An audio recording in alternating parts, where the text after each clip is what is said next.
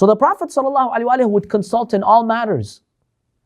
Even in warfare, by the way. Even in matters of the battles and warfare, the Prophet would consult. There's a hadith in the book of Kafi that states, كان رسول الله صلى الله عليه وآله إذا أراد الحرب دعا نساءه فاستشارهم.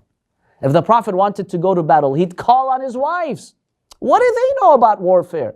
He'd consult them. Get their opinion. Get their opinion. Helps with morale. Like, it lets the people know that. It makes them feel appreciated. That in itself is very important. One big problem you see among spouses and marital problems is that sometimes the husband, he's set on something. He could be right. He has experience. Khalas, he just goes and does it and she feels left out. The least that you can do is consult her. The least that you can do is get her opinion. Even if you're set on what you want to do, make her feel like she's part of the process. Make her feel important. Make her feel like you care about her opinion. Look, this is war. Yet the Prophet consults his wives. That's a lesson for us. Now, what are these wives going to teach the Prophet about warfare? Seriously. Especially in 7th century Arabia. What, they went to army school? What do you call them? The army schools? The boot camps, the Marines, that they take a political science class. He is consulting them because he's making a statement to all husbands. Now, let's talk about some examples of the Prophet consulting during these battles. I'll share two, there's many, 2 or 3. One is Khandaq, one is Uhud, one is Taif.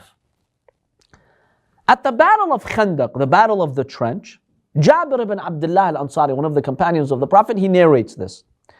He states that when the Arab tribes gathered to fight us Muslims during that battle, the Prophet gathered the Muhajirin and the Ansar, and he consulted us. He told us, what is the best strategy to fight them? We're outnumbered. They've conspired against us. It's a very difficult battle. What is a strategy to combat them? You've heard of the story. Salman al-Muhammadi, Salman al-Farsi, he came forward and he says, I have experience from Iran, from the Furs, from Persia. Basically, the Ajam, the Persians, when they would be in a situation like this, being outnumbered and the armies are coming to attack them, they would dig a deep trench around their village. With a deep trench, they would stop the enemy from advancing and from killing them. And then they would only open one side. So from all sides, your right, your left, and behind, there's a trench.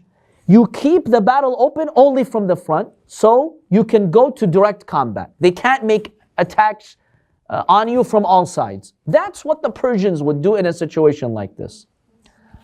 Allah revealed to the Prophet ﷺ, go by what Salman suggested. See, in the end, the Prophet's acting on divine guidance, but he's giving the opportunity for his companions to give their opinion. That was an expert opinion. And they did that, they dug the trench, and that's how they won the battle. Allah gave them victory. Consult. Now someone could say, this is Rasulullah, what does he need his companions for? Just ask Jibreel and he'd tell you exactly what to do. No, the Prophet's making a statement. As a leader, consult, consult, consult. You're a husband, you're a father, you're a mother, you're a business person, whoever you are, consult. Never do anything without consulting those around you, without consulting people.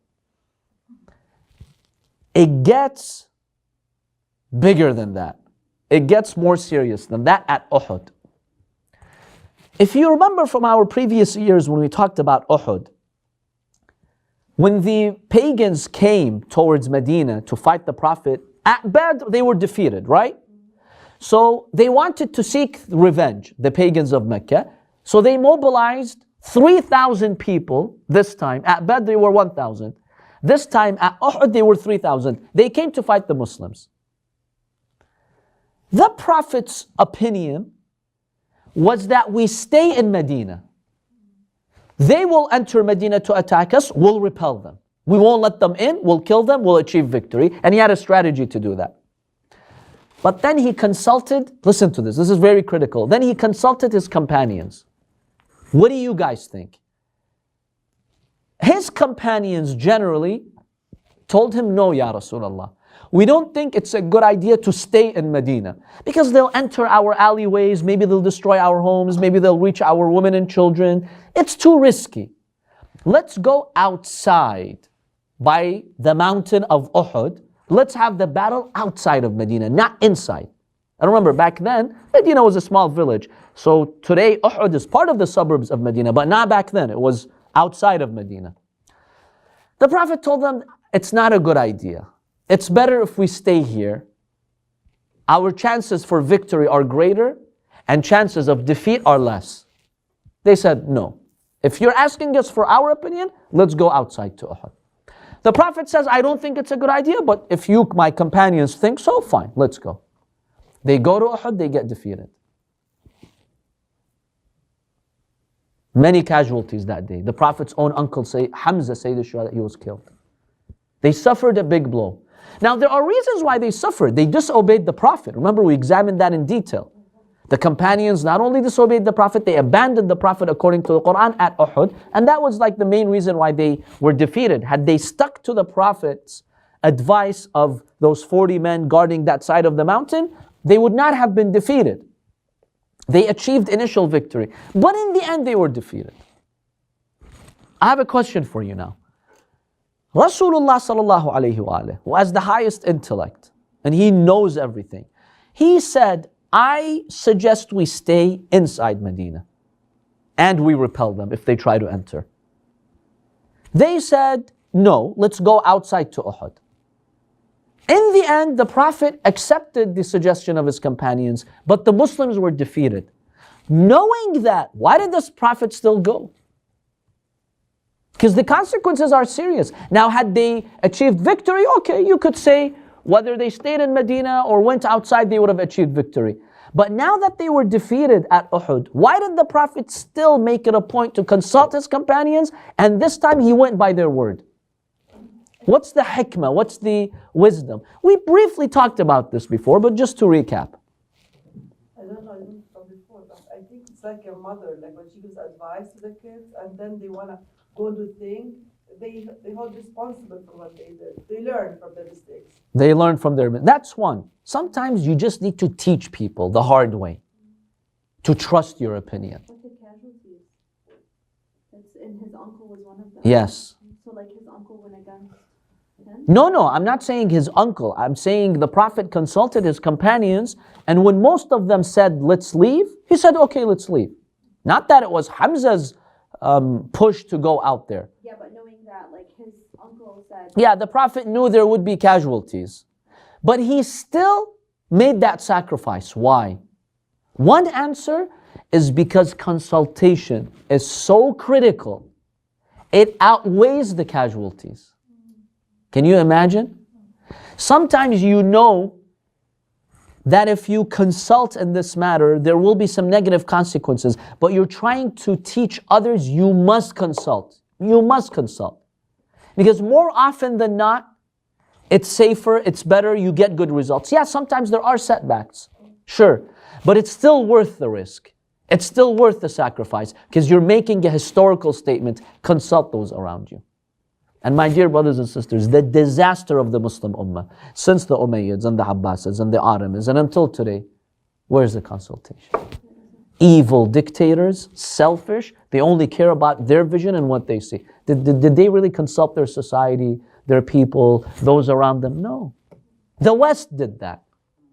They do a lot more consultation than the Muslims do. That's why they're successful. The Prophet wanted Muslims to be better than where the West is today. And you can only achieve that through consultation. So the Prophet's willing to have casualties at Uhud to make this point. Yet the Muslims, unfortunately, they abandoned the message of the Prophet ﷺ. Isn't that hurtful to the message of the Prophet?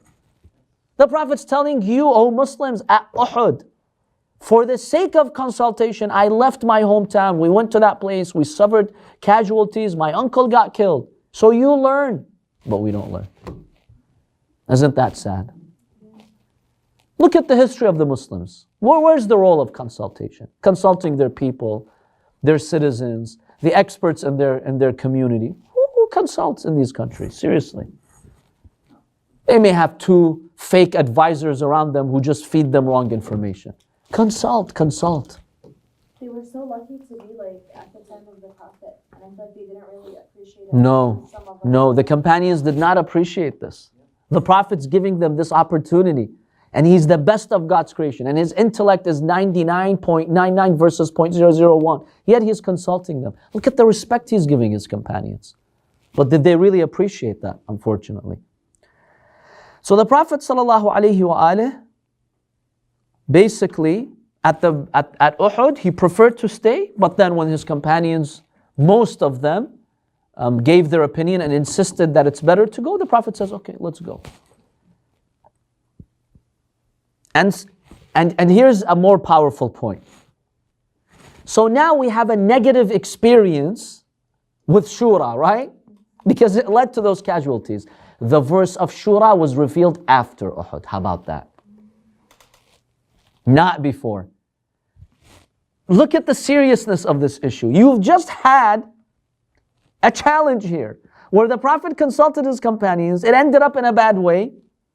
Yet it was after this incident that Allah says, Shura, Shura, Shura. What does that teach you?